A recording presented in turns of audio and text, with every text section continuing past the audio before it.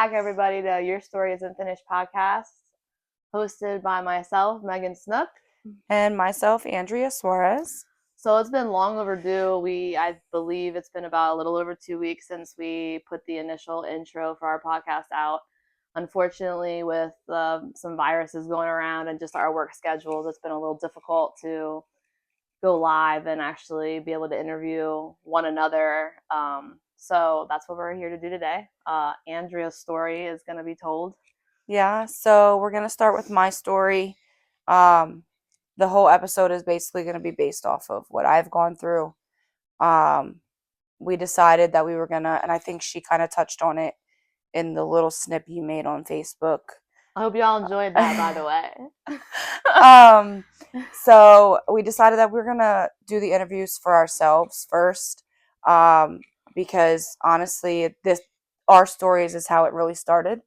So we feel like without our stories being told first, it just should happen that way. Of course, and absolutely. I feel like Andrea and I talked more about it too, and we were like, if we expect everyone else to be vulnerable and share their stories, we feel like obviously we should be vulnerable enough first and go first and share ours. So, like she said, this is how it all originated. We wanted to be able to share like what we've gone through, just trials and tribulations that led up to us wanting to even begin this podcast in the first place. So with that said, are you ready? I'm ready. She's ready to go. Loosen up. It's gonna be real. We're back. But what I do want to say first is not everybody's story is the same. Mine is different from Megan's. Megan is different from the next person. But I hope that, part of any of our stories, you guys or somebody can relate to. And if you can, reach out. If you have any questions, concerns, just want to talk, I'm usually available. Megan's always available. My dog has me up still. 8 months old, and he's still up every 3 hours. So if anyone knows how to help me get my dog potty trained, please shout out. Not that he's not potty trained, but like if to hold his bladder, is there like a way to do that? Because I feel like I have like a 3-month-old baby here at home. I'm struggling with sleep, guys. Yeah. So yeah, anyway, DM me if you have any tips on puppy training. I would gladly appreciate that. A little off topic from this, but that's just anyway. But if you're ready to get started, I'm ready to go. I'm ready to answer some questions. All right, Andrea. So again, a little snip back to like how we met, and that was online. I mean, we met through basketball before that. Right. But in our adult years, coming back, like we reconnected online because I did see a post that she had made, and it seemed like it was, I don't know verbatim what it said now. I mean, this was over a year ago. Right. But it had something to do like with mental health, and she just seemed like she was struggling and in a bad place. So I reached out to her and I was like, hey girl, like if you ever want to talk, like, I'm here too. Like I'm struggling as well with different things. It seems like, you could use someone to talk to. And that's how our friendship pretty much like evolved. And it was nice for us to be able to talk to each other. So with that said, I do know her story already, obviously, but we're going to, I'm going to ask her questions so you guys can learn a little bit about her. So Andrea, when did you first notice that you were affected by mental health? So I think when I first noticed that I had, some type of anxiety disorder was back in probably my senior year of high school. A, I was getting ready to graduate. B, became pregnant at a young age. Excuse me. And I had a misdiagnosis. Medically, it was,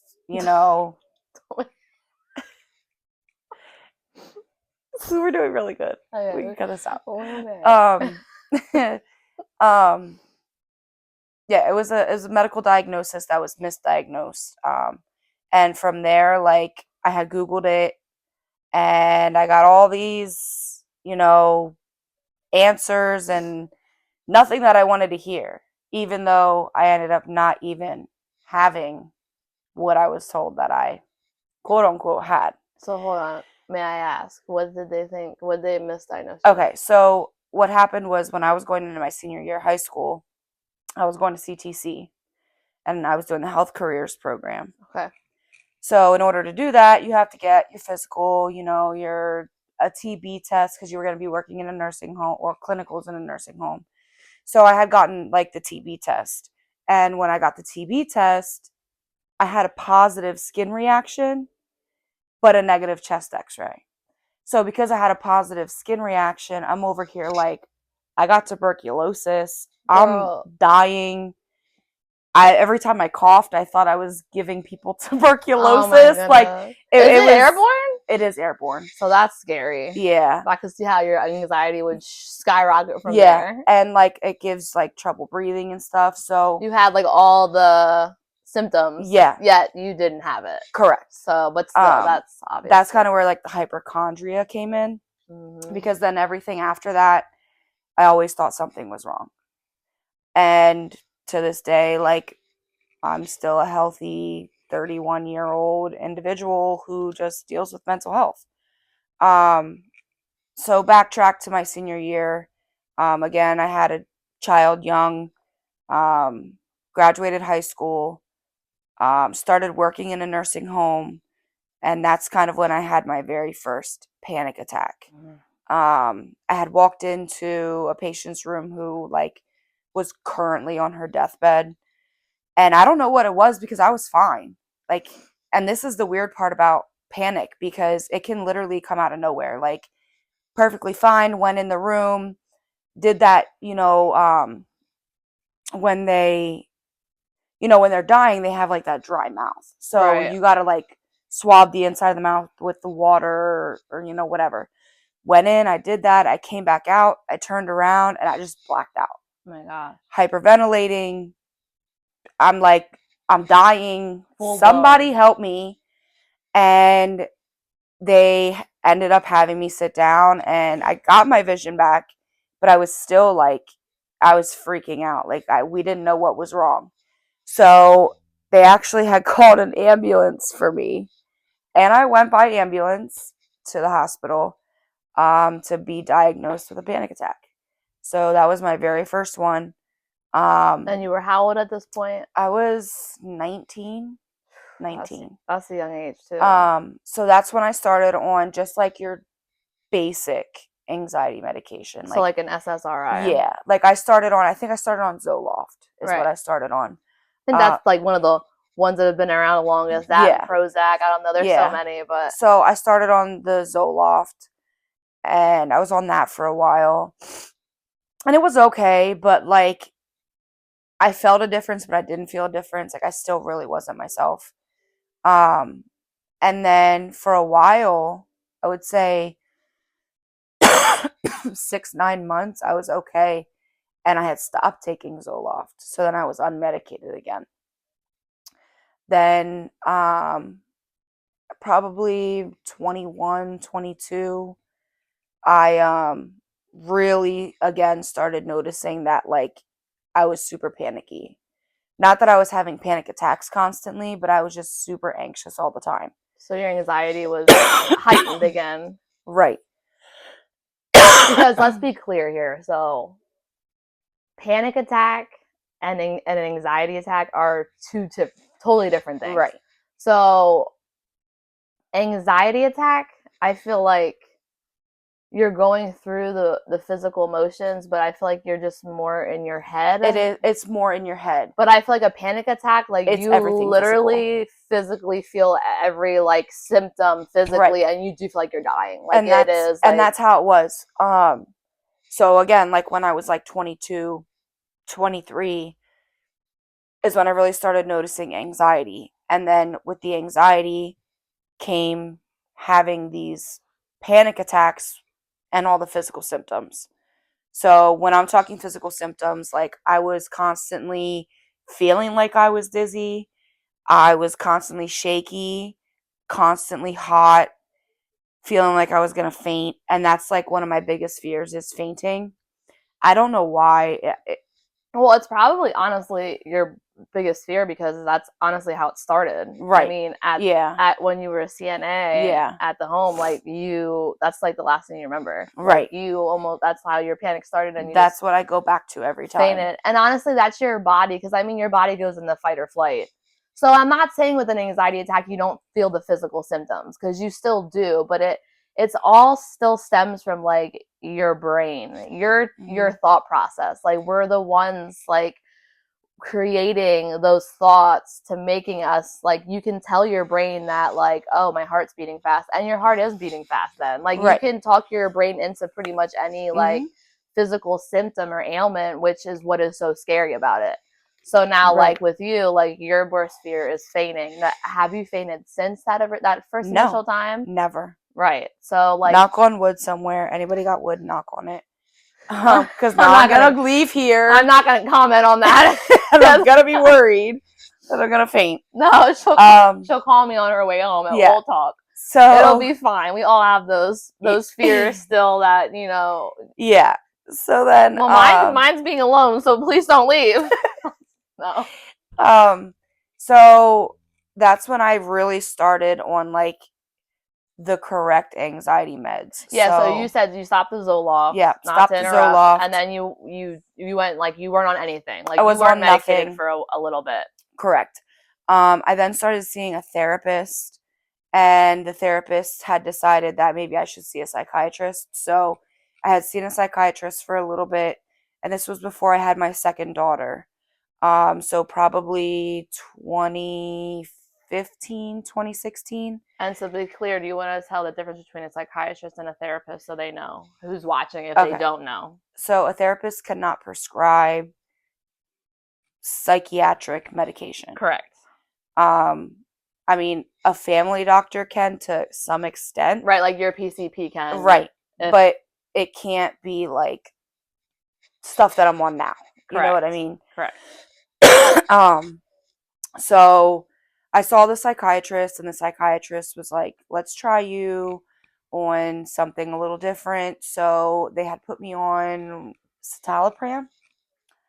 So, which And is the generic version for Lexapro. I'm correct. quite friendly with that, Correct. familiar because I was Right. on that too for a little bit. So I had started on like a 20 milligram, and then like I had gone back for my med check, and I was like, I still really feel like I still feel off. So then we bumped it up to 40, and 40, like I was able to maintain.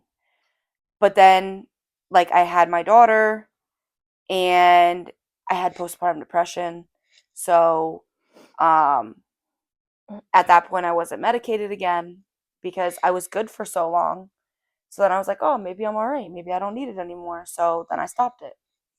And then now looking back, it's like I should have never stopped it because I stopped it, and now I'm back at a point where like I'm literally on more medications than I was before. So then I went back on the citalopram for a while, and I had my son in 2019. 2021, no, 2022. Um, Anxiety got really bad. They had prescribed me Ativan at that point. But I also was caring for my dying grandfather. So, You're going through um, grief, and that's a right, whole other right. So dealing with demon. that and trying to work and maintain my family's household and my own mental health, like they prescribed me Ativan. So I was taking Ativan, and it was like the lowest dose because you know how they are. Like Right, because they, that's considered a controlled right, substance. So right, with Ativan, obviously they don't just hand that out, and that's right. And it was like zero point 0.5 as needed, only gave me 10. right. And it was like, well, that's not going to get me through sitting next to him for 7 days and a funeral and burying him. Like it was what it was at that point, and I like kind of had to just work through it. And I made it work. So that all happened in 2022. Do you think in 2022, when all that was happening, that your anxiety heightened again because you weren't, it didn't seem like you were taking care of yourself. It sounds like you're taking care Correct. of everybody else. And Correct. when you're taking care of someone that is dying actively in front of you, that is very, very hard to even like Mhm. process and like Mhm. break down. So I feel Yeah. like, I mean, I'm not a psychiatrist again. We're not licensed, Mhm. medical professionals, but just from like my own story itself and what I've walked, like I can just tell by like you talking about it. You weren't taking care of Andrea, then you were taking care of your children, your Right. household. You were probably taking care of like, your parents and your brother because they were like Right. you're already grieving when before the people actually die when you're Right. taking care of them, Mhm. like because like the end result, like medically the doctors have already told you like there's Right. nothing else we can do, Right. this is what's going to happen. So Yeah. like you're trying to mentally prepare yourself, but at the same Right. time it's like you're never ready for a death. No. Like No, and you're you're not. not. So I lost my grandfather in 2022. He was the last one that I had left. So in 20 2008 and 2009, I lost my mom's parents Mm-hmm. almost a year apart. Jeez. And then my grandfather's wife, she passed away in 2011, right before I got pregnant with my daughter. So like I had built such a relationship with him where like I felt like I cared for him so much that I was obligated to be the one to do what needed to be done. So the last like 3 days of his life I literally lived next to him. Oh. And like I did have help. Like my aunt Vicky would come by and she did a lot for him as well. Like we did what we could. But then like the last day is when I really started to get anxiety because like I wanted to be home with my family because I knew my family was still struggling because they knew what was happening. I mean, not all my kids were old enough to understand, but they knew what was going on. Right. And they So, were also missing you in the whole right. process because they're used to mom being home all the time. And where's mom been at? Like obviously Mhm. you had, I mean, you're always prioritizing, but like you knew your kids were with their father and they Right. were safe, but like you knew you had to be there Correct. for your grandpa in So those for last like days. yeah, so for like 3 days straight I stayed there. Like I slept on the couch, everything. And nothing. Like we were giving him the morphine and the liquid Ativan like around the clock. And I'm like, I was thinking to myself, like, as bad as it sounds, like, it's your time, please. Like, you don't have to hold on any longer. Like, you really don't. And Did you want to be there when he would I pass? wanted to be there when he passed Okay. away. That's what I literally That's stayed why. for so long because Mhm. I wanted to be there. Like, I was his princess. I was the only granddaughter. So, like, my brother wasn't living up here. My brother was living down in Alabama already. So, Mhm. it was just me. I was the only grandchild there. So I left at like 4:30 in the afternoon. And I was like, "Mom, like I need to go home. My mental isn't good. I just need to be with my family. I just need to cook a regular meal and feel somewhat normal." Just get your mind off that, Right. even though it's so hard to. Right. But Exactly. So I went home, made cheesesteaks, literally served all my kids, sat down,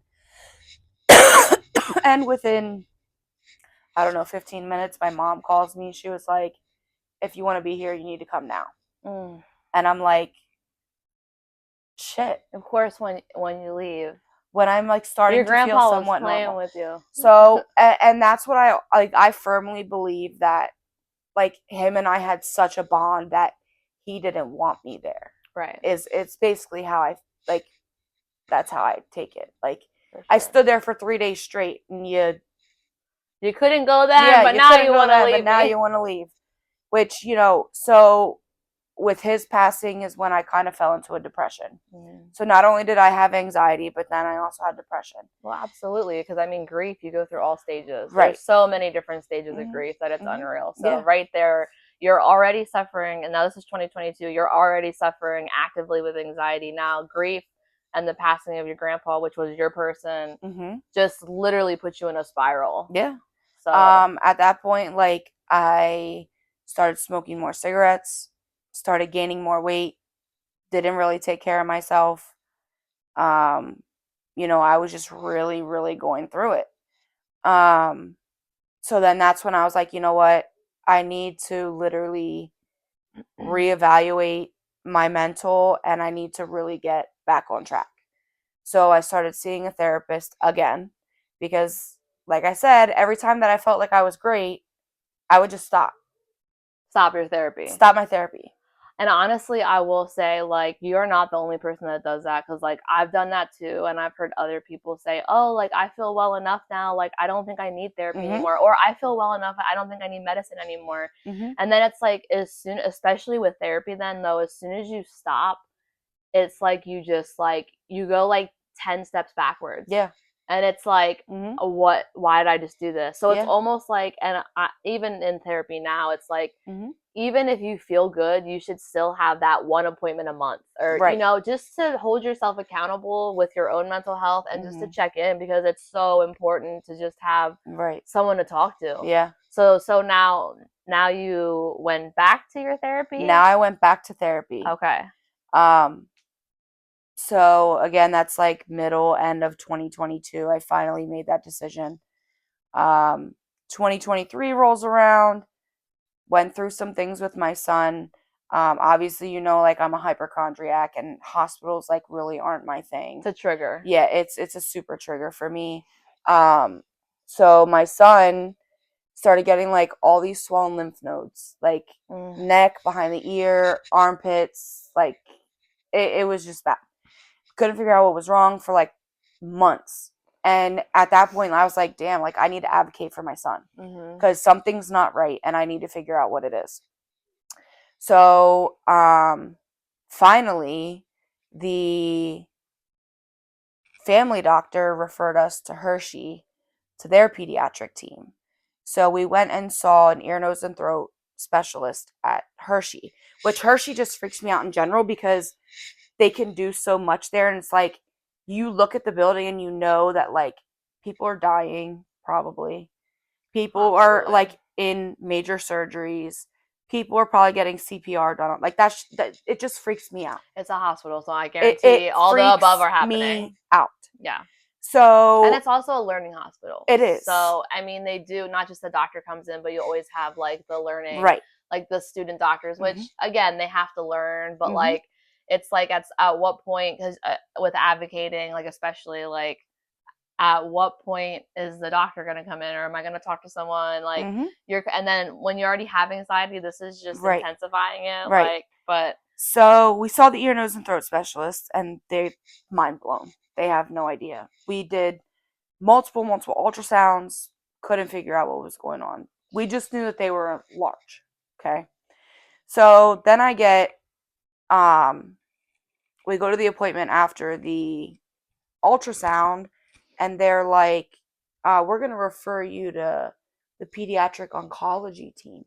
And I'm like, oncology? What do you mean oncology? It's just a lymph node. So that in itself, again, super, super scary to go through. Super, like, you go to the appointment, they want to do all this blood work. At that point, Alex is only 3, 2.5, 3. So you're watching your son go through all of that. You're trying to limit how much Ativan you can take because you're limited to what they give you. Your anxiety med at that point really isn't helping. I was just getting back into therapy with a new therapist, so like they didn't really know my whole story. So then they're like, well, we need to do a biopsy. So I was like, okay.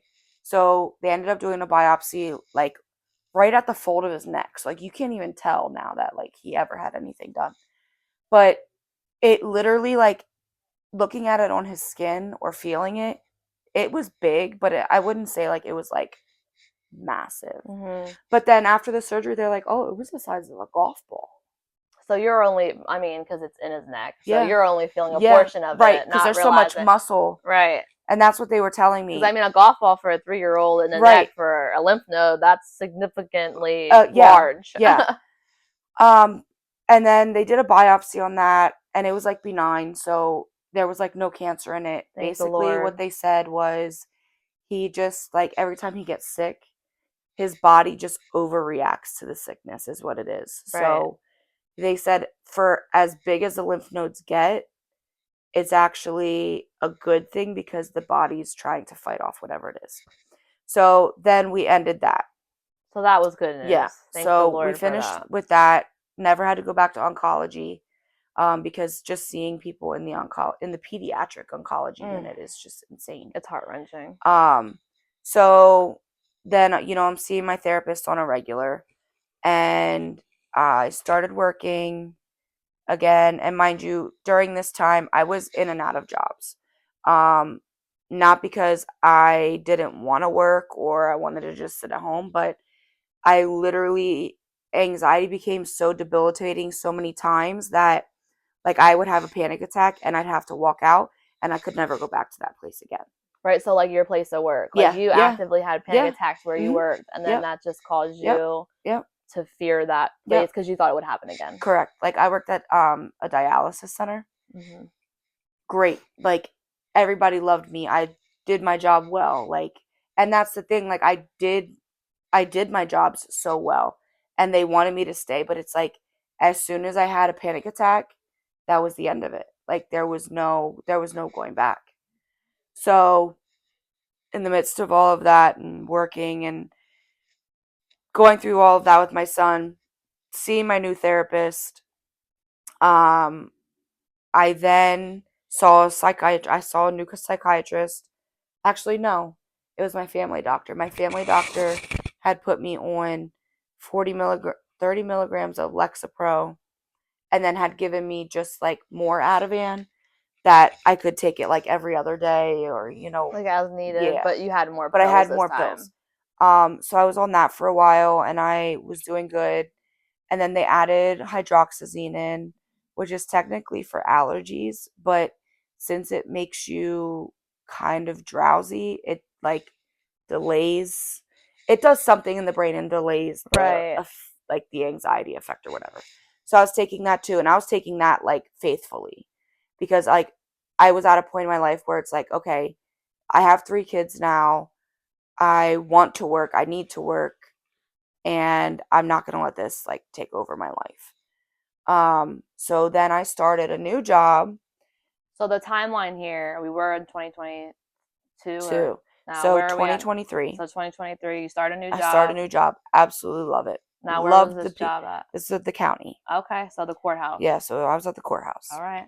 Loved my attorneys. Loved everybody I worked with. Mind you, most of my jobs in this time frame that I was at never lasted a year.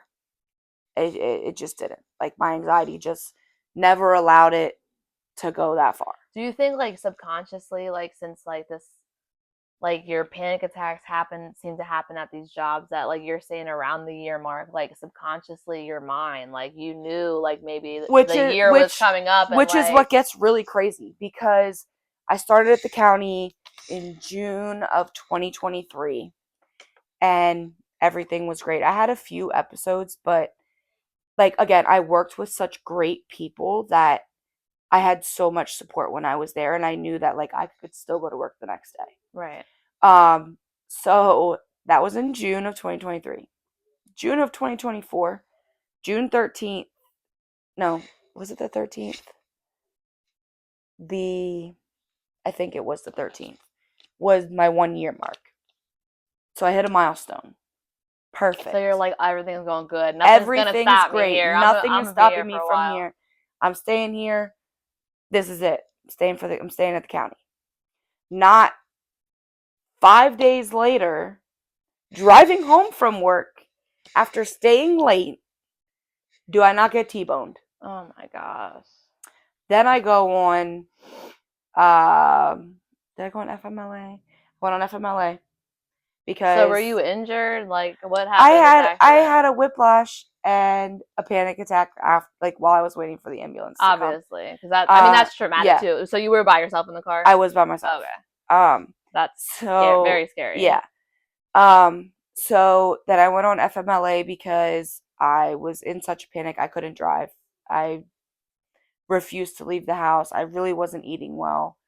And this went on for probably till August of last So year. basically all of last summer. Yeah, all of last You summer I were was at my like house. that put you that now you were doing so good, but then just the car accident itself had put you in the state of your anxiety was Yep. at heightened now. Like you almost turned to agoraphobic, which Yeah. means like you don't leave your house. Right. Like you and Yep. you were petrified to drive because that probably Petrified. gave you PTSD. Petrified. If I did not have somebody in the car, I was not driving. Right. I would have my daughter's dad drive all the way from Anvil to drop her off with me because I just couldn't do it.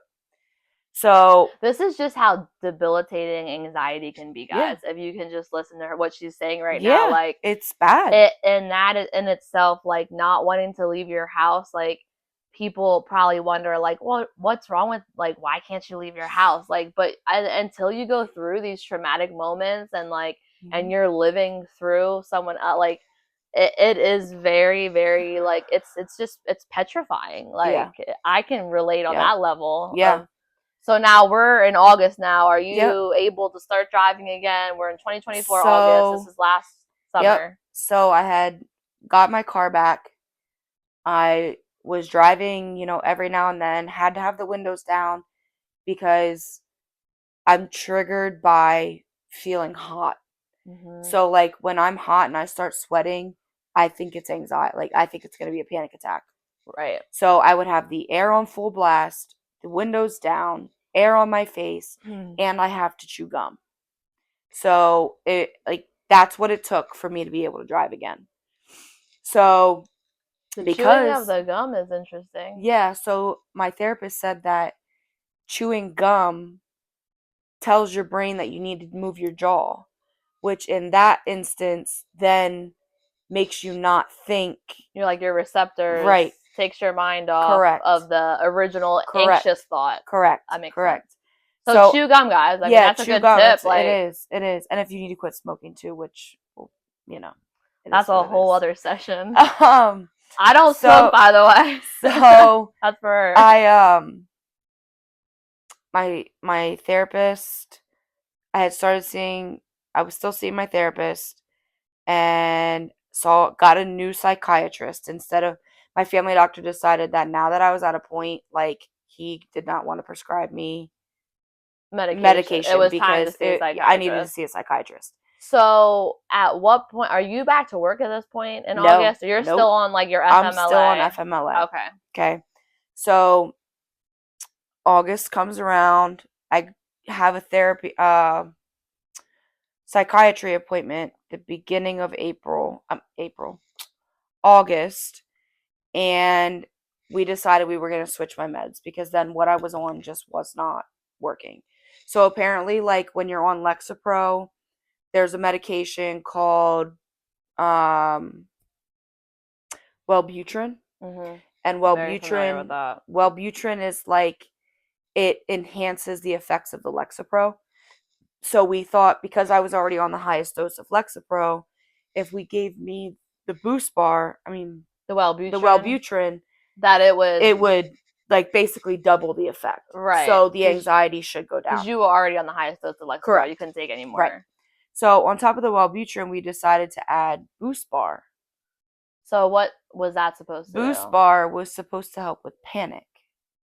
So you're at this point still prescribed the Lexa. I mean I'm still on the Lexapro. You have obviously the Lexapro highest dose. They gave you the Wellbutrin to enhance the Lexapro. Now they started the Boost Bar to help with the panic.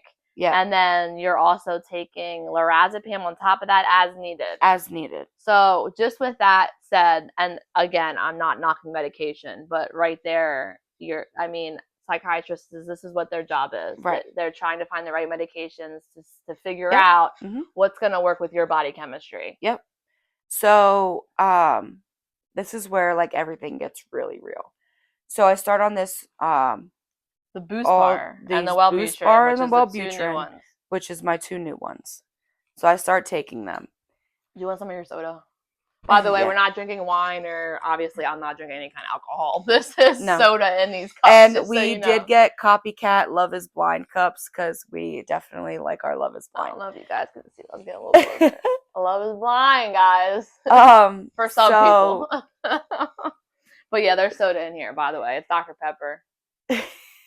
strawberries and cream. 0 sugar. 0 sugar. Because we can't have that caffeine in us. So it's only 41 milligrams. I'm trying to talk up Dr. Pepper right now. Y'all get some Dr. Pepper. So, anyways, all right. So you started these 2 new medicines. So yeah, I started these 2 new medicines. They said it'll take about a week or so for them to really, like, for you to really notice a difference. So I was like, okay, cool. That's usually always what they say. I feel like it's always like, okay, when you take the medications, you're only going to like see 1 a to 4 difference, weeks. like 1 to 3, 1 to 4 weeks until you see the effects or have side effects. So that's a whole other thing. Which is where I landed. Okay. So I started taking the medication, and I was like, I'm going to faithfully take this medication because I need to get better because this is not good. Like, my kids wanted to go to Hershey Park all summer. I couldn't do it. Like, I wasn't going nowhere unless somebody was taking me or my mom was driving. Like, that's the only way I was going anywhere. So even though, because I mean, at this point, because you're saying they wanted to do stuff at summertime, you have kids, we know that you didn't want to drive because you were literally petrified. It was putting you into almost panic attacks, full-blown panic attacks. But, like, at this point, like, were you able to even function when somebody drove you somewhere, or was your anxiety still sky high when you were out? I was still sky high. Like, going to Walmart, I'd have to be on the phone with somebody, even to pick up my medicine. Like, going to pick up food, like, it's still, like, so your agoraphobia was still, like, in full effect. Like, you didn't want to leave your house. I don't even think I picked up food in this time frame. Right. I subscribed to DoorDash, like I don't know, the Dash Pass. Oh, right, yeah. Which, I mean, and there's more people than what we think, and that's, again, why we're trying to bring awareness that actually don't leave their homes. Like, agoraphobia, and we're going to put some statistics down here for you guys to see then, too, is a very real thing. I know that, too. Personally, I'm not just going off what she's saying because I've actually lived it myself numerous times, and it is so scary. Like, you literally don't even want to go on your porch, your own porch. Like, you usually, like, you don't even want to leave a certain room, like, in the house because that's just your safe space. No, right? And, like, we had a pool. So, like, I thought maybe therapy, just go lay in your pool on a floaty and turn a podcast on, because then that's when I was into Kale and the Chaos. Right. Which is a podcast. Get some vitamin D because that's supposed to help with your mental health. Like, I'm laying there and I can't hear the podcast. I'm more focused on the fact that I'm alone. I'm not in my house. What if I drown? Oh my god! It's a 4-foot freaking pool. But these are real thoughts, though. This is what someone that suffers with anxiety disorder and panic disorder. These are thoughts that are going through our brains on a regular basis. It's not just that day. Like, it's still today. No. Yeah. Like, even I'm sure, like, Andrea can tell you when she's driving today. Still, we're in 2025. That she does not feel safe, like she needs to talk to somebody, or if you don't have someone, a passenger in your car, you feel like you need to call someone just to have that, like, security blanket. Like, so even where my accident was, like, coming around at Home Depot, it took me, like, probably till the after August to actually take that road, like, that part of that road. Right. And even still to this day, I'm going to be a year out of my accident, and when I go around after I hit that curve, I literally will slow down and look to the right of me because that's how it happened. So, like, I still flashback constantly when I'm on that road. So, and I know that happens to anyone, even if you don't have anxiety. You know what I mean? That's it's just like trigger. PTSD. It is, what I'm saying? And that's a whole other problem. Yeah. I mean, PTSD too. Like, that's a whole other. So I went on that Wellbutrin and that Boost Bar, right?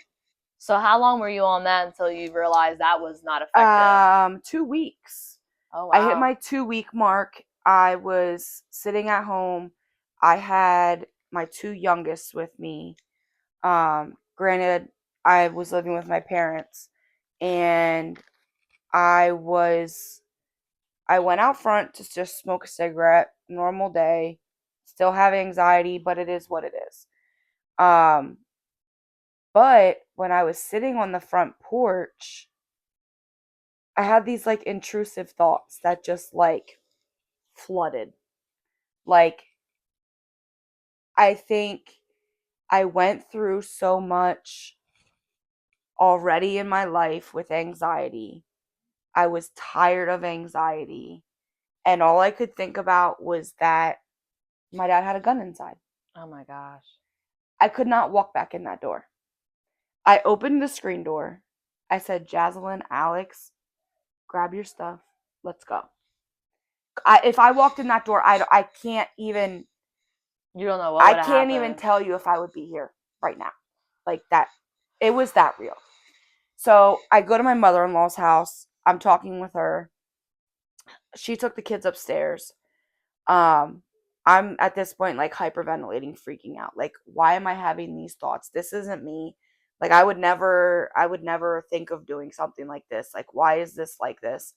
And we called my brother because like my brother still lives in Alabama. So my parents were both working. So I really didn't have like nobody besides my husband and my mother-in-law. So you needed So like some like sound of like yeah, someone to like reason with your yeah, thought process right now, right. like Like and calm you why? down. Like why are Right. you feeling this way?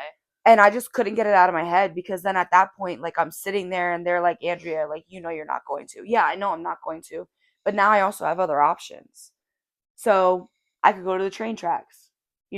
Like all these things were just going through my mind. And I'm like, I never had any of this issues or these thoughts before I went on these two medications. But at this point, it's already too late. It's in your Right. system, It's in my so system. you're clearly having the negative Correct. effects. So So I had called my brother and I was on the phone with my brother and he was like, well, I'm going to call crisis. mm. So I was like, okay. So he called crisis. Crisis called my phone.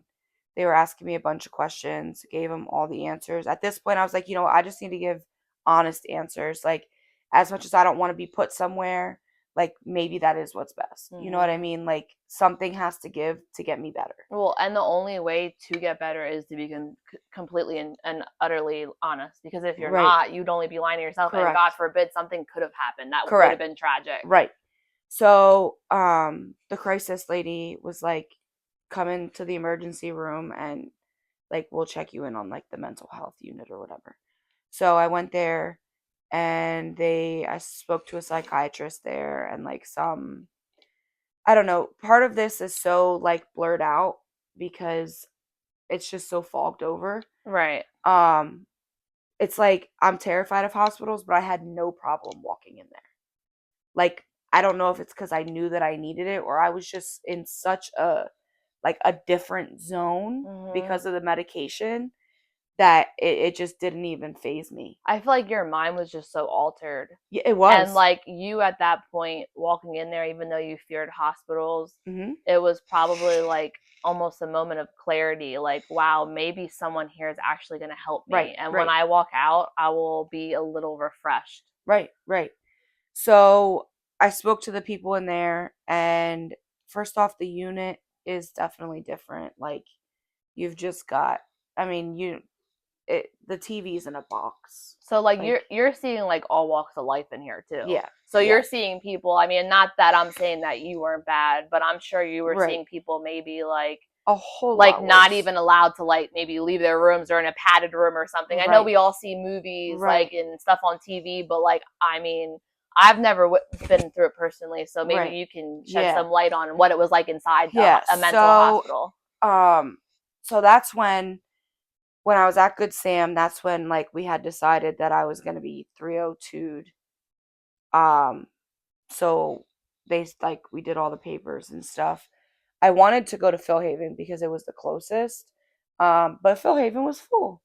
So Right. I got taken in like and Wait, so I'm sorry, I have to stop you there. You said Phil Haven is the closest, so you didn't want to be far away from home because that was probably giving you anxiety, wasn't it? right. And because nobody like I didn't know where the next one was and who was gonna come visit me. Right. So that put more fear into you. Correct. So they were like the next closest one we have is that has a bed open is Lancaster. Okay. So I was like, okay, that's, whatever. Like at this point, send me where you gotta send me. So I went to, it was called Lancaster Behavioral Hospital, and I was on an all girls unit. Um, when I got there, I was literally petrified. But the first thing you do is like you go over all of your papers, like how you can sign yourself out, if you can sign yourself out. So you can sign You yourself can't out to an extent. depending on maybe why you were 302 in the So first yeah, place. so some people are 302'd and like they have to petition the court to get back out. Okay. Like they can't just, so you have to stay for 72 hours. Like it's mandatory. That's minimum at least. Minimum. Now, if you would go in if you would sign yourself in and right away, you know, you only want to stay 3 days. So you give them your slip and you're like, okay, I want to be out in 72 hours. Well, the psychiatrist has to review that. And the psychiatrist has to say as to whether, yeah, you can get out in 72 hours or no, you can't. So, well, I mean, that's reassuring to know that like someone with, you know, whatever reason they were in there for, especially if it was like suicide, that they're not able to just leave and then, God forbid, go kill themselves. Like a psychiatrist actually has to talk to them and review their case. Like it wasn't like my unit again was all girls, but not all of them were there for the same reason. So like I knew what I was there for. My psychiatrist that I spoke to knew exactly what the issue was. I should have been warned ahead of time to look for certain signs with the Wellbutrin because that's one of the side effects to Wellbutrin. Is what? Is suicidal ideations, which I at that point didn't know. So they never went over like the side effects, which now is that mandatory for a psychiatrist to go over the side effects? Or I mean the medication itself. They give you the booklet, so you're supposed to read it. Right. But it is what it was what it was at that point. Because let's be clear too, with medications like that anyone takes, whether it's over the counter or it's prescribed, you know, by a physician, one person has a side effect out of, let's say, thousands. They still have to put that side effect down. Yeah. Like, so that's why when you see these disclaimers like on TV when they have these medications, and then they list like, well, this could cause da, da, da, da, da, da, da, da, and they list them all. Like they have to legally do that. So I mean, so she didn't. Your psychiatrist didn't verbally tell you, but the packet was with the medication when you got it. Right. So at that point she was like, you're not getting any more Wellbutrin, you're not getting any more Boost Bar. You're gonna stay on the Lexapro. They put me on some other hydroxyzine, which actually helped me sleep while I was there, because when I tell you that it's a different place, it's a different place. Like I was there for suicidal ideations based off of medication, but there's people there who literally don't want to be alive. Like, and it's not because of medication. There's people there that literally are seeing shit that's not there. Like hallucinating. I remember waking up the one morning and I heard like people, like a bunch of commotion going on up by the nurses station. So I like went out of my room. Mind you, like I was sharing a room with somebody, which she was actually pretty decent. My girl. Don't share your phone numbers with my girl when you're in a hospital. So she was actually pretty decent, and like she understood where I was coming from. Like she seemed to be in the same situation, but hers was not. Hers was more, I want to say she was like schizophrenic because like undiagnosed. Yeah. So at that point they started giving her lithium. Right. Which is like, is that also hardcore prescribed for bipolar too? So they were probably trying to diagnose her. Yeah. But anyway, which is a sad thing too. I mean, so like she doesn't even have a diagnosis, and she's there trying to figure out why she's having these mental problems. Yep. So I like heard all this commotion, so I like walk out of my room because like you can freely really walk around the unit. Everybody can? Everybody can. So you can just walk around and what if somebody tries to hurt themselves? Right. So there's I think there's 4 technicians on a unit. Now like there was only 12 of us in the unit, like 12 girls. So I heard all this commotion, so I like get out of my room and I go over, and there's like all these nurses piled on top of this person. Oh my gosh. And then they injected her to calm her down. They like did that thing in the leg, like to get her to like relax. So like in the movies. Like in the movies. So like that was like eye opening to me. And at this point, this is like day 2. Jeez. So I no longer, I mean, I have a little bit of Boost Bar and Wellbutrin in my system, but I'm like coming off of it. So I'm like really waking up to reality here. Like you had to walk in a straight line. Like only one unit could be in a hallway at a time. Mm-hmm. There was like a certain time that they would take people outside in like a secured area, like kind of like jail, to be really honest with you. Like right. It's a courtyard, and that's what you were allowed to go in. Now is this fenced in or? Oh, it's bricked in. Oh, it's brick. Okay. It's brick. You can't even see. So no one's escaping. No, Let's put it absolutely that not. way. Well, and if you're on any type of like elopement protocol, you can't go to the cafeteria. The food comes to you. Okay. And you can't go outside. So some you're certain, literally stuck inside. Depending on certain cases, there's different restrictions Correct. on what people are allowed to do. Yeah. Kind of does sound like jail. I mean, I've never been, but again, people depict pictures in movies. And so I ended up doing, it was like 4 days total. And my husband picked me up, and I was like, you have no idea how like relieved I feel. A, to have left that place, and B, like I just had like a huge eye opener. Like at this point, was the fog lifted in your brain? Like it was like the Boost Bar and the Wellbutrin at this point was now out of your system. Yeah. And those thoughts never came back. No. That you were having. No. That puts you there. No. I mean, that's good. Right. So then I got out. I was doing really good on the medication, and I still am doing really good on the medication that I left there with. I think that August, once I got out, I, started like, again, because it was such an eye opener, like I knew that I had to push myself to be better. So like I pushed myself to go to the store. Like I pushed myself to go out into the pool.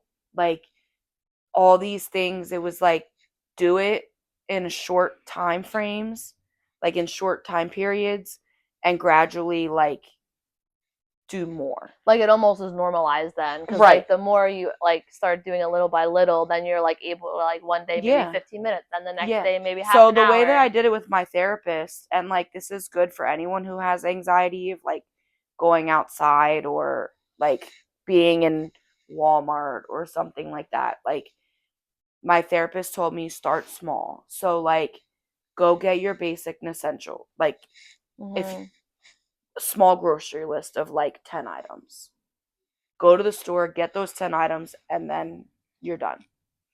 Then the next time you have to go to the store, add more to your list. Then you'll be in there a little longer.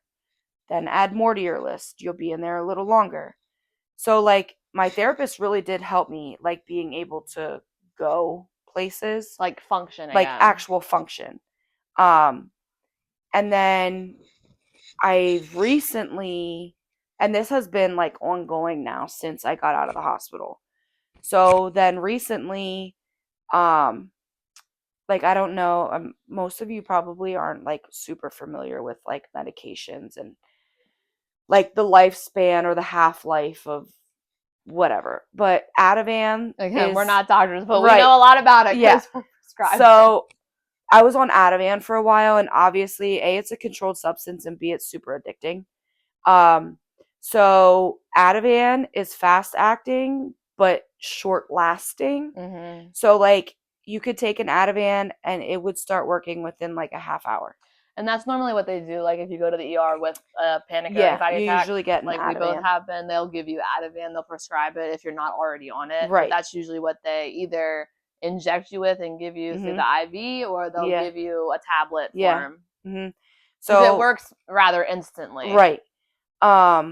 So I stayed on my like regular medication regimen, but then recently we decided, well, I kind of advocated for it, and like you kind of helped me with it too, because you had switched medicines and you were like, this new one's really, really working. So thank you, Mama. My mom's the one that she's like, another doctor for me. Shout out to my mom. So I had talked to my psychiatrist and I was like, hey, like I definitely like the Ativan definitely works, but I don't feel like it works long enough. I said, but I heard about this medication called Klonopin, and I heard that it works wonders. Is there any way we could try this? I was like, can you take me off of the Ativan and switch me over to the Klonopin? So Klonopin, why don't you share about the life of Klonopin? Okay, so Klonopin takes a little bit longer to take effect. I would say maybe like an hour. Probably like 40 minutes to 45 minutes to an hour. With tablet. Like, we're not talking about like the injecting actual, and like, shit. shot or something. So 45 minutes to an hour to actually start working.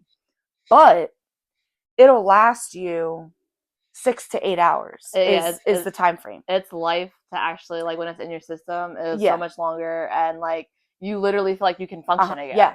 So I was taking only 0.5 milligram a day for probably a month, which is literally like the lowest dose. That's the lowest if you look it up. I mean, anyone can Google any of these medications and look at the dosages, and I think 0.5 is literally the lowest. Yeah, it is, because there's people on like bad people like 6 milligrams like a day, twice a day. Actually, I think we saw up to 10, even with Ativan, because we did research because we were both like taking that. But so I was on like 0.5 milligram every day as needed. And then again, at this point, I'm still not working. Okay. Because I was good enough. What's the time frame? I'm sorry. What time frame are we at now? Because I know we're like beginning of this year. About to say like end of 2024, into 2025. Into 2025. So, like I was good enough, but I didn't know if I could work in person. Right. So that was the hard part. Other like. So tackle. So then I was just like, you know what? Screw it. I'm just gonna start applying for things that I know I'm gonna like, and we'll go from there. Mm-hmm. So I applied, got a job, and it was in person. And I reached out to my psychiatrist, and I told her, I said, hey, I'm gonna be starting this new job. I know that I'm on 0.5 Klonopin every day. I said, but I usually take it at 7 so that it's in my system for 8 to take my kids to school. So 7 a.m. Yeah. Take it in the morning. I usually take it at 7 in the morning.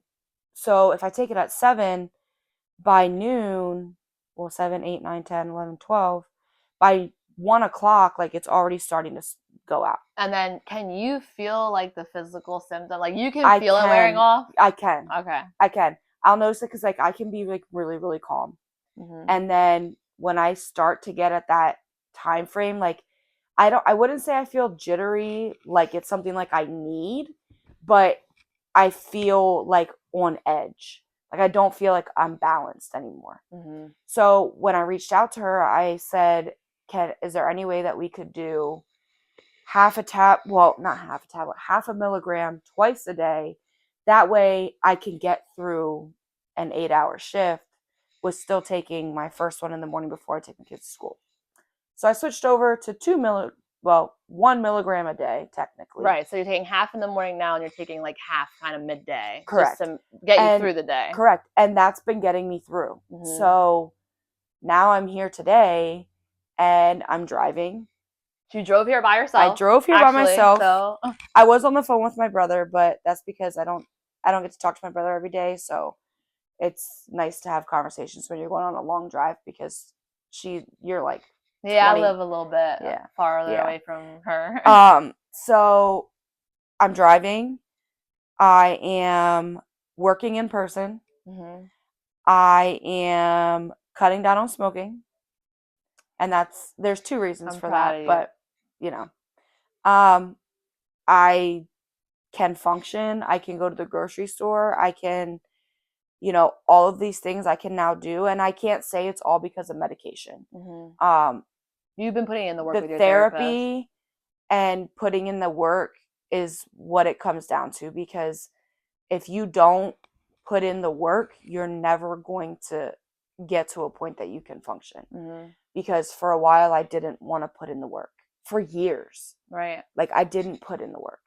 And now that I finally realized, like, Andrea, you have to put in the work if this is like if you want to function and you want to be an actual normal person in society, Like like you want different outcomes, you you have have to do right, something different. exactly, And it might exactly. be scary because you have to be, again, this is where vulnerability comes in because with a therapist, any of one of you that can relate with Mm-hmm. therapy, like you have to be 1,000% honest. Like, and it's scary because Mm-hmm. you're telling them things that you might not have ever shared with anybody else. Yeah. But if you don't share those things, how are you gonna get like like What what are you you gonna need get out of out of it? it? You know what I mean? You're Right. not. Like you're Right. still gonna be in the same cycle, like Right. going.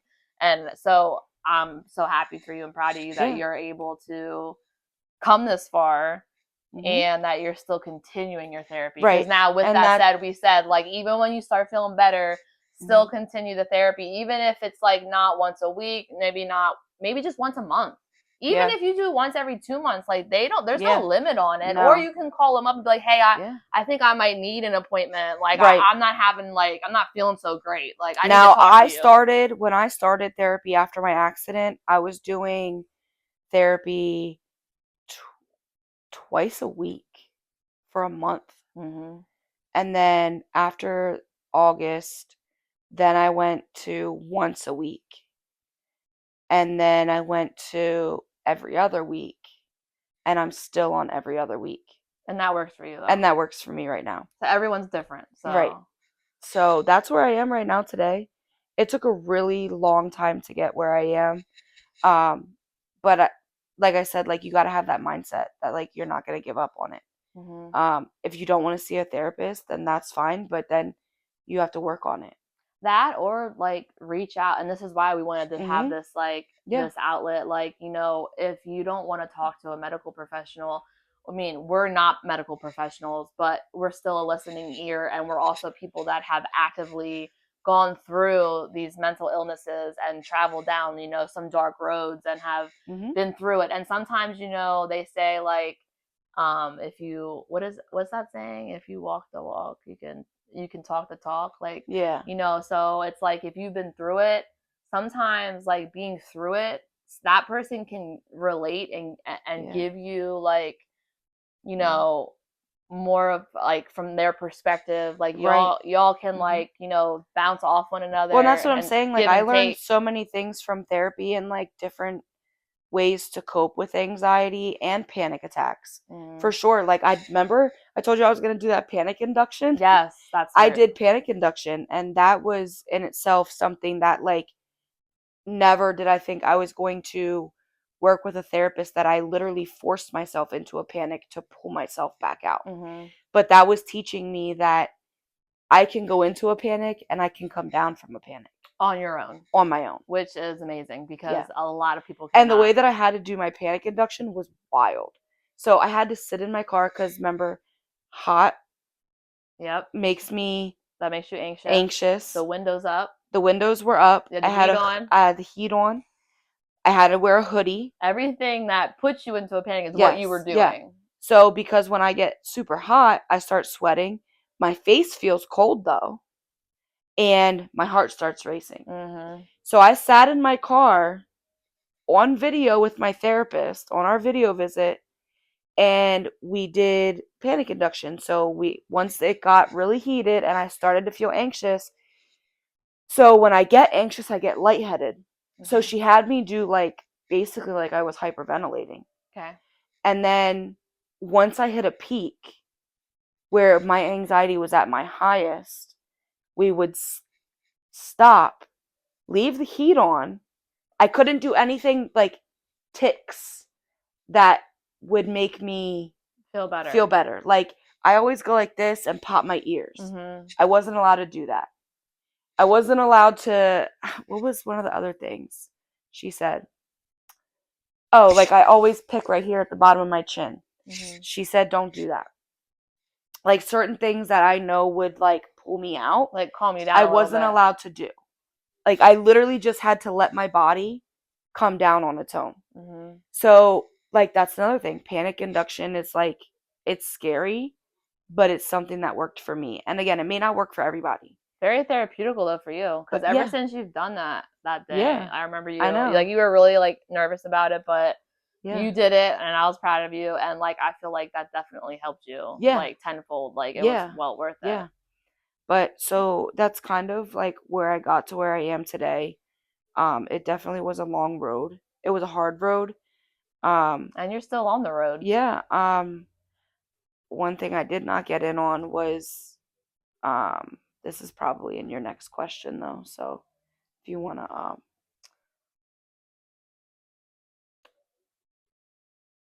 I mean, you can. you just want me to, I don't know what question it was, so. it's okay. So during my most recent anxiety panic phase that I was in from like August till probably January, I dealt with this my whole like anxiety journey. But like when it got really bad from that August to January is when it was like bad.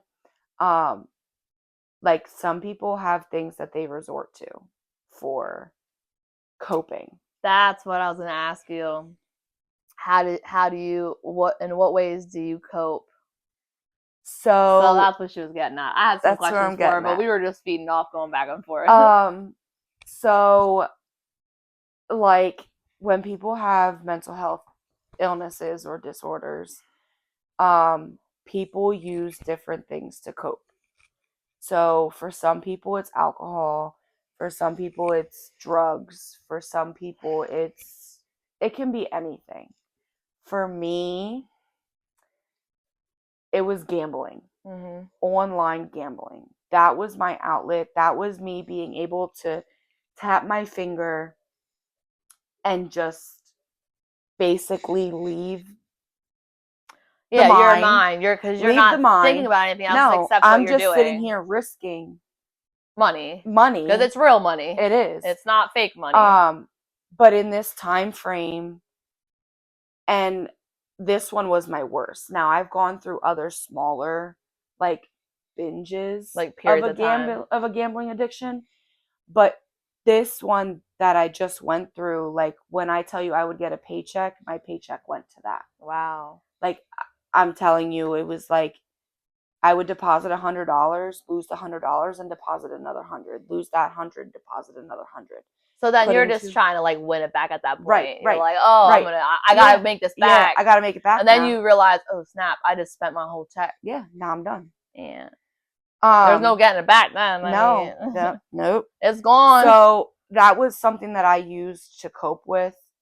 And obviously cigarettes. Cigarettes was a big one for me too. Nicotine. There was a point that I was smoking a lot more than I should have. But gambling is just such a big one for me. And again, I've gone into like little like relapses or binges type of things. One most recently we'll discuss later.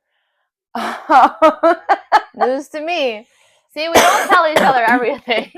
We just like to do it live. No, so the was it like a couple weeks ago? JJ he was playing, right, on DraftKings, right? Okay. He didn't know how to withdraw it. So he was like, here's my login.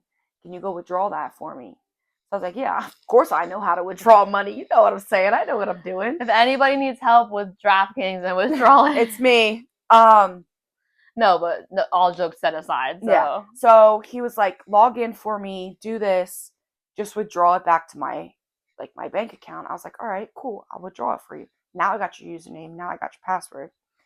But here's where I didn't get to this part. But right. I self-excluded myself in November. Which means you couldn't go online I can't play online. Okay. Like with my own account under my own name. Like nothing. Listen, that's huge though. So I commend you on that. I had to because I got to a point where it's like I had no... Like you're spending all your money. Yeah, I'm spending all my money. Like you're just trying to chase the money at this point. Yeah, I'm just chasing it.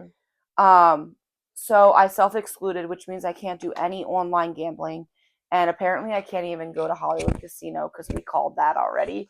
Yeah, even though it's not online, right. They're part of they're like part of the whole PA exemption gambling commission type of thing. and state to state that's different. Yeah. But anyway, So he gave me his username and password. I got in. I withdrew the money for him, and I'm like, oh, I'm gonna throw my bank card on here real quick. Threw my bank card on there. There goes 200. There goes 300.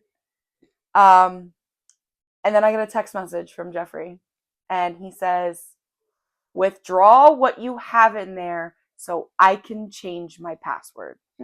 So I did go through like this little it's a phase. relapse. I mean, Yeah. people relapse in any addiction, Right. so don't blame. Right. I mean, it's okay. Like, right. It it's happens. a learning lesson. But from November until now, like I went that whole time, 4 months, and there were months on end where I was playing every day. Mm-hmm. So, but that was a coping method for me. Like that was for your anxiety. Yeah, that was something that I could get away. I mean, my kids would be sitting there on their iPads playing their games, and I'm sitting here just blowing through money like it was nothing. Mm-hmm. So there is a lot of different ways that people cope with anxiety. Absolutely. That can negatively affect anyone. And it's not like she was doing anything illegal. No. It's very legal. It's just a matter of, you look at your bank account, you have a check in there. Let's say you worked for your 2-week, biweekly period, and it's, let's say $1,200-$1,300 after taxes, and then in one night you're spending all of that on gambling. That's obviously not a good idea. No. I mean, yeah, you might have a chance to hit, but yeah, the probability of that happening, that's why it's gambling. Mm-hmm. They're there to make money. So yeah, there's a lot of different ways that people cope, and that for me was one of the ways that I used to cope. And that was even when I was in therapy. And it did take me a little to tell my therapist that I was literally blowing through my money like that. Mm-hmm. Because nobody, like, that's embarrassing. Right. So it's embarrassing. Again, you're just like, again, that's being vulnerable. That's being raw. Like you have to find it within you to be honest and be like, yeah, this is what I did. Like kind of like with your head down and your tail between your legs. But you know what? You admitted to it. Right. And that, I mean, it's hard to do. That's hard to do with any addiction. Yeah. I mean, admitting it to yourself. Yeah. I admitted it to my therapist first.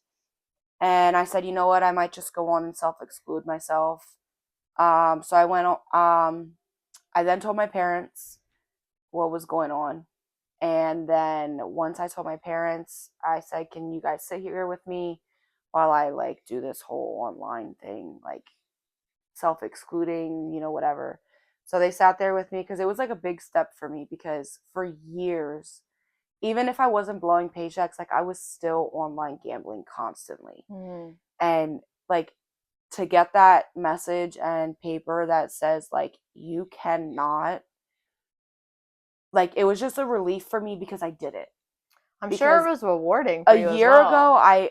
A year ago I wouldn't have seen myself where I am now. Right. Like I'm doing 1,000 times better than I was before, but that comes with having the motivation to do it, and also I can't even think of the word right now. I feel like you've come a long way, and recognition, like recognizing like what, like where you were and where you are now, like how far you've come, like that's huge. It takes a lot. It takes a lot of mental. I can't even think of the word. You're good. It's literally just it's a journey in itself. It is, and it comes with its ups and downs. Like I've been up and I have been down. Mm-hmm. Like I have been at the lowest of the low, and I have been at what I think is the highest of the high. And right now that's where I'm at. Like I'm at such a point where I can go out, I can do things. I'm sure y'all saw my snap last night. I definitely did go out last night, and I've learned my lesson. This is why I don't. That's why she's drinking water. We're hydrating. Not weird. I mean, she messaged me what she was doing. I did not partake in those activities. I'm still sober. Yes, Megan is still sober. But I'm happy for Andrea, because with her being able to just do what she did last night, go out with a friend, to a local bar and just, have a few drinks and, socialize, but in public around Right. other And I people, couldn't do that groups. for so long. Right. So that's you stepping out of your comfort zone again. Mhm. So you being the highest of your high, you Mhm. are proving that, Yep. you Yep. know, things are possible. You can Yeah. move forward. You can. Change is very possible, but you do got to put the work in. Exactly. So yeah, So, if that's anything that I have to tell you guys, like, you've got to have the motivation. Now I remember my word. You've got to take accountability. Like, I know that, mental illness is a disease and some people don't have control of it, but there's ways that you can cope with it, and positive ways. You know what I and mean? there's Not negative. outlets. There's numerous There's outlets. so many outlets out there, and there's so many, websites and, journals and books, which I've just started getting into reading books. Like, um, there's just so much out there. And if you need to find an outlet and you don't know what's good for you, like, I'm more than willing to be like, hey, like, let's start a book club. You know what I mean? Like, let's do. Megan won't I read, don't but know about all but that. I don't know if I'm like, starting a book I'm club. more than willing to, like, if you don't want to go outside or you can't go outside, like, let's go sit at a picnic table at a park. Hey, You let's know go what I play some mean? ball. Let's go play some. Yeah, let's go to play some ball at South 6th Street. There's so Like, many different things that you can do though, and I get what you're saying. There's definitely different healthy ways to cope. Because I feel like a lot of us, when we get into these depressions, especially because I mean that's what you talked mainly about, depression and anxiety. When you get into these deep depressions and when your anxiety is sky high, like, you literally, all you see is this dark hole and you feel like you're trying to climb out of it, but like it's never ending. Like, you're climbing and climbing and you're like, am I ever gonna see the light? Yeah. And it's a scary place to be. It really is. It's hard. But look, girl, you climbed out. Like, the I did light's climb here. out. Like, I'm proud of you for sure. Like, I climbed out, and I'm ready to continue to face whatever comes my way. I mean, at the end of the day, that's the only option we have, is you have to face it. Yeah. Because if you hide from it, you're just going back up to your safe place, or staying in your bedroom, or staying in your house and not leaving and not living in society. And that's not a way to live, because you're not truly living then. Like, you're literally just getting by, which is scary, because a lot of us just get by, and you don't want to get by because we have one life to live. You got to get out there. You got to put yourself, in uncomfortable situations in order to overcome these obstacles that feel unreachable, but they are reachable. Like, if we can do it and we're just your everyday average person, you can do it. Like, you just, like you said, you got to just hold yourself accountable. You got to have motivation. And honestly, you got to have people in your corner that are there, like, holding you that accountability is the biggest one. But sometimes you can't be accountable. Like, it's hard for you individually to be accountable. You have to have others hold you accountable. So, like, have people check in on you. Have someone come over to your house and, like, oh, look, we're going out of the house today. We're not staying inside. Right. And that's something that I am grateful that I have. Like, my aunt, we'll talk on the phone, and before we hang up, she'll be like, hey, mental health check. How's your mental today? So, like, if you're somebody that needs that and you don't have that right now, let us know, because I will mental health check every single one. Every single one of you, I will mental health check. We got you. I have no problem doing that. But I think, like I said, this is my journey. This is, where I got where I am, and I'm grateful and blessed.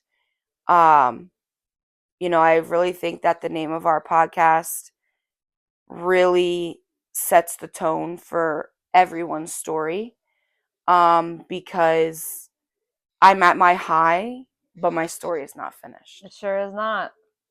So maybe a couple years from now, we can revisit this couch, and Andrea will have additional things to add, because Absolutely. Your story is never finished. You still, I mean, it's your life. It's what you're doing every day when you wake up. You're breathing. You're still writing in your book and what your story is. Yep. So I'm glad that you were able to share your story today with everybody, because I already knew what your story was. Is that gonna? No, it's still going. We're still going. All right. Sorry, we had some malfunction with our computer, but yeah. So I'm proud of you, Andrea. And moving forward, if anyone again needs to reach out to us, our platforms, we're on social, we're on Instagram. Well, our socials are Instagram, Facebook. We have our email set up if you want to email us about anything. But and obviously YouTube, which was where we put our videos. So please like, subscribe, share. We appreciate all the love. Absolutely. And also, I'm gonna be right back. Oh yeah. Quick. Stay tuned for the next episode.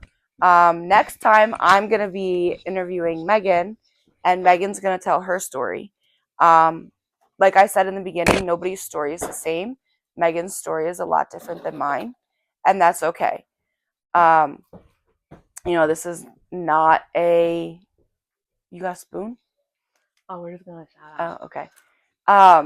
So the last thing we wanted to do, we just want to do a quick shout out. Yeah, and we're gonna try them tonight. Well, we're gonna try them when we're done. We're gonna. But Urban Churn. Woo woo, Kai Davis, my girl. Local Giants have them. Check out her page because I'm not sure where else she has them. I'm pretty sure like all over like when I went and got these, there's like 8 or 10 different flavors. I'm so excited. I'm really excited to try it. Yeah. When we interview Megan, we'll let you know how good they were. Yeah, God. Kaya, I'm so proud of you, girl. For real. Much Shout love. out to Urban Churn. Cannot wait to try that. I'm probably going to eat the whole thing in one sitting. I will let you know. But thank you guys for listening. We have to let the dog out now. Yeah, we do. My puppy is itching to go outside. All right. But thank you for listening. To Your Story Isn't Finished. And tune in, please. We will see you guys next time. Take care.